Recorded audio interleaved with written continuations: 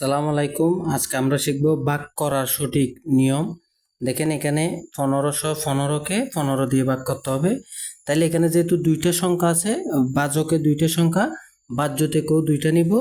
15কে 15 কতবার যায়? 15কে 15 দিয়ে একবার। 15কে 15 আমরা লিখব যে 5 থেকে 5 গেলে 0, 1 থেকে 1 গেলে 0 বসবে না।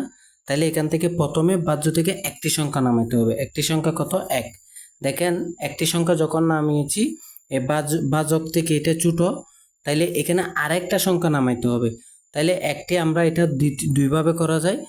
15 0 15 0 0, এই 1 থেকে 0 গেলে 1, ওইখান থেকে 5টা নামাবো। আর এটা যদি না করি, এখান থেকে একটা নামানোর পরে যদি ভাগ না যায় আরেকটা নামানো হয়, এখানে যেটা নামিয়েছি সেটার জন্য এখানে একটা 0 দিব।